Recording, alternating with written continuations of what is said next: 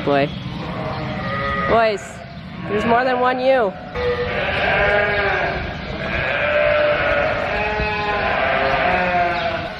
Billy.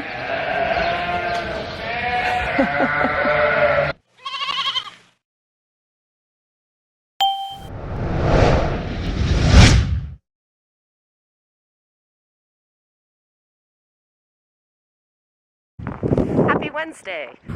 So the good news is my garage door guys are here to fix my door, which I swear was going to come off the track yesterday, as you saw in my video. Bad news is I can't do anything until they get the door fixed because Mark's using my telehandler and I have a big group, that big group of ewe lambs. I have to vaccinate them again with their chlamydia vaccine. And then I'm going to sort that group and the next group. And guess what? It's hump day. It's gonna be a big day, and then later this afternoon I have to ship those lambs. She's gonna be a full one, and it was one of those ones that I kind of wish I got my butt out of here earlier this morning. You'll all be happy to know that there are safety harnesses, a safety cage on the telehandler, and they're even wearing like reflector gear. They are professionals. We, on the other hand, are not.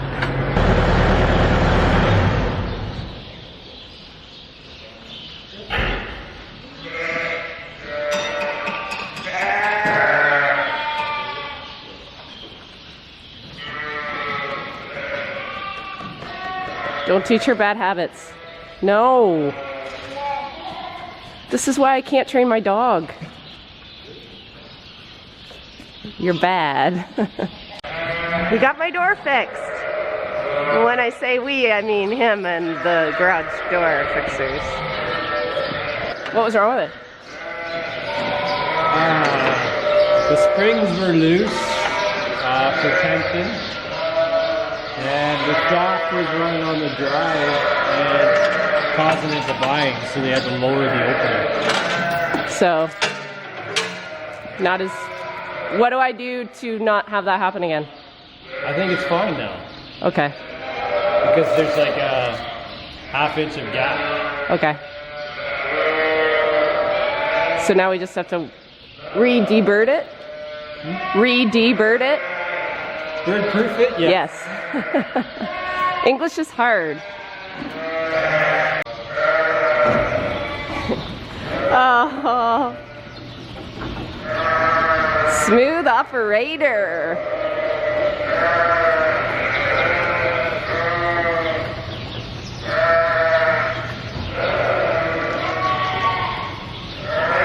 I've got some really angry ewes at me right now. They're hungry. I'm gonna feed them after I'm done the handling and the sorting for these ewes and rams to put them in their breeding groups. Another thing that I'm doing today, if you remember with Belinda, about a month ago, I gave them their first chlamydia vaccine. Can you see? And this is the booster for it. This is to prevent any abortions that might happen. Ewe lambs are pretty infamous for early abortions if they pick up a chlamydia bug, which is entirely possible in my flock because we've had it. I just do this as preventative. The vaccination program has worked really, really well in the last couple years, so I'm just continuing that program. I got my Gallagher getting charged right now because I need it, but I'm gonna go ahead and get these ewe lambs gathered, which these ewe lambs, as you've seen in many videos, they're too friendly. So they're really hard to move. So I'm hoping, because we've had them through a few times, I'm hoping me and the dog should be able to do it by ourselves, because it is already after lunch. I have got no chores done. I have a couple that want to see the barn, and then I have to ship lambs. So it's one of those days. I wish I didn't overbook myself.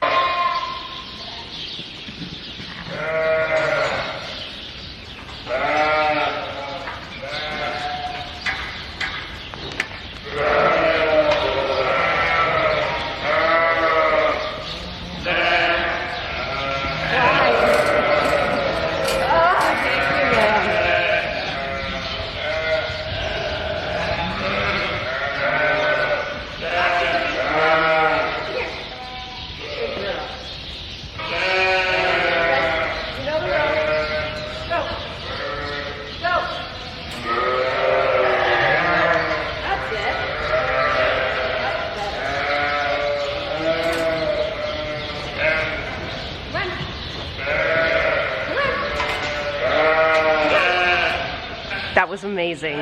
Kinsey was so good. I cannot believe the difference. Kins, come here. Come here. Come. Come here. Get over here. You're a good girl. So she pushed with me, which is good. She stood behind the gate with me. And then she did nip, which I don't know if that's good if you're dog training or not, but she was getting them off the gate so they would go forward. So she was amazing. She was amazing. I took a smaller group. They went in way better.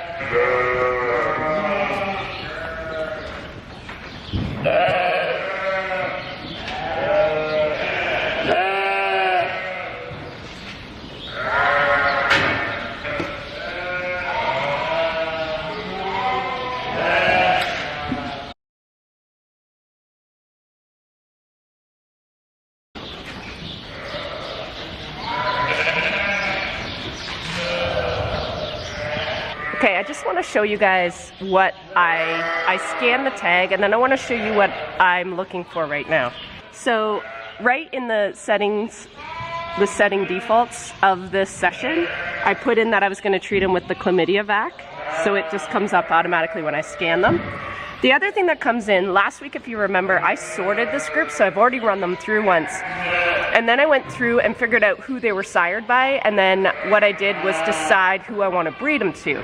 So now I'm going to see here that they were sired Suffolk. This first ewe was sired Suffolk. I'm going to breed her to Rito. So what I'm going to do is I'm going to paint Rito a certain color. The other ewes I'm going to put in with the Suffolk and Ile-de-France, I believe, together. So they're going to be painted a different color, and I'm going to paint their back ends as a marking harness, kind of, a reverse marking harness. So instead of putting a marking harness on the ram, I put it on the ewe's back end. The ram jumps, mounts, smears it, and then I'll be able to tell if she at least got mounted. So Rito's going to be blue. I think that's blue.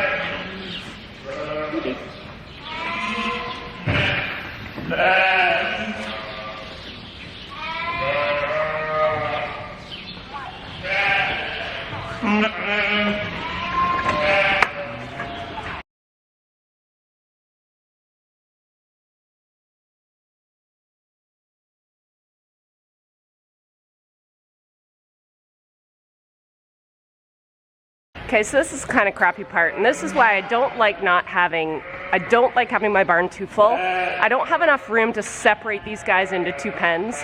So what I'm going to do is I'm going to move the ones that are bred Rito, I'm going to move them to the center alley, so I'm going to deflect them this way, and then the other ones I'm going to throw back into their pens, so I got to keep running them through again. So it's not great, but that's why I paint them, so then I know they're already done.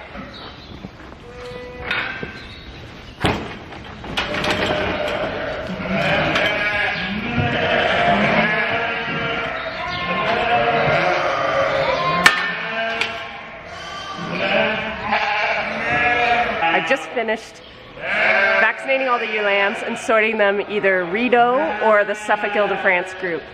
So I have all the ones I'm breeding Suffolk Ile-de-France are still back in the pen, and all the ones that are Rito are in the center alley. So now I'm going to grab the rams, I'm going to separate the Ritos and the Suffolk Ile-de-France out and put them with their mates. And then we get to have fun. Okay, you guys give me some room, Alright, you ready? Do Mama proud. There you go.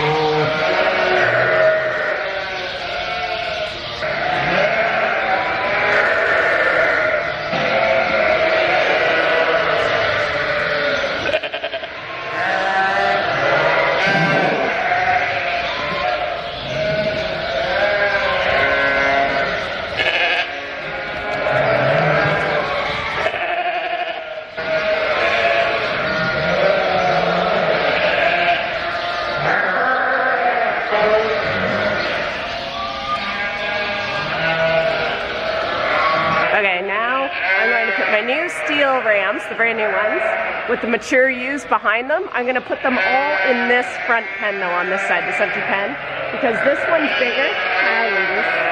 So that's more room for this big group. I'm gonna have to do the math and make sure I got all my numbers figured out, and then reconfigure the pens as I see them eating, because they need enough linear feeder space. So that's kind of what I go by, where to put the gates. They're already at it. Dude, she's not that into you.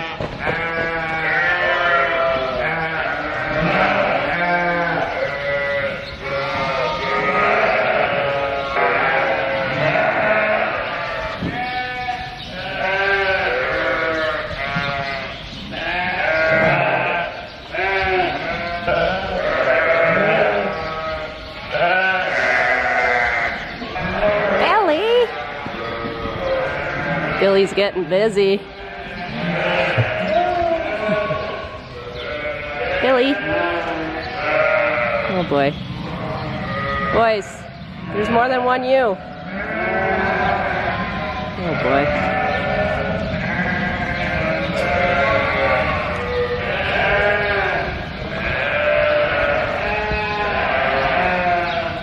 Apparently only one ewe in a standing heat though. Billy.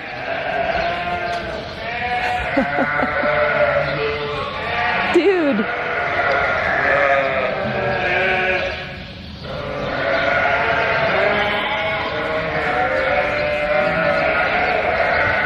So there's just a lot of running right now.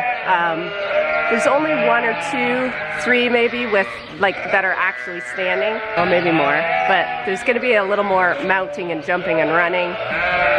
The young ones I just want to watch. I just realized now I didn't paint the ewes, so tomorrow I'm going to have to run those through and paint their back ends because I totally forgot. I kind of just mixed the two pens together, and then I got them together. I'm like, oh my god, I forgot to paint their back ends. Well, let's see how we fared after a long day. Oh my god, that's pretty freaking good. Even in the snowbank. Alright. It's getting late in the day, so I do want to get these kind of loaded up when it's still a little bit of daylight left. A little bit. So here's the answer that you've all been waiting for. There are 13 market lambs. I haven't even looked at the comments yet to see how many people put 13, but if you said 13, you would be correct. Okay, kids. I've never had them waiting at the door before.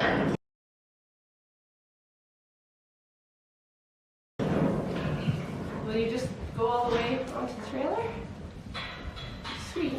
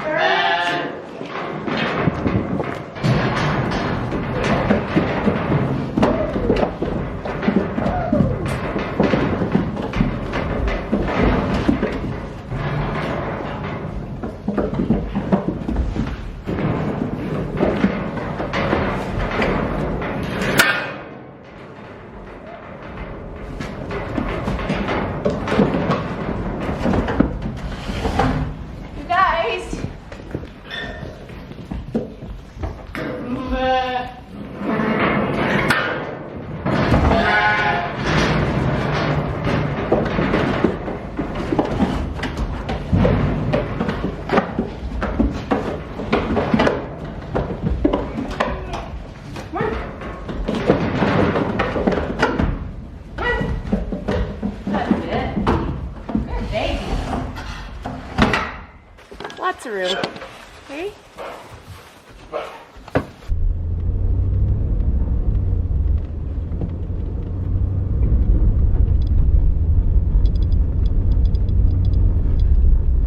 be lazy. Yes, husband. Hello? Hi. Hi. I kind of closed up the office, so just maybe bring the keys to the truck in the house. Okay. I'm gonna head into the house. Mark and I have a little surprise that was mailed to us. We got it at lunch today, and I said, just wait, Mark. I want to open it together, and I want to open it with you guys. And we also have a little announcement. We have something to tell you guys that we've been working on, kind of behind the scenes. Let me go to the house and get out of this and perhaps grab a glass of wine and let you guys know what the big news is. Right now. Right now. I can't move. I'm so tired. You're not in the picture. I know, I'm doing that on purpose. You're such a bum. So we got a gift in the mail.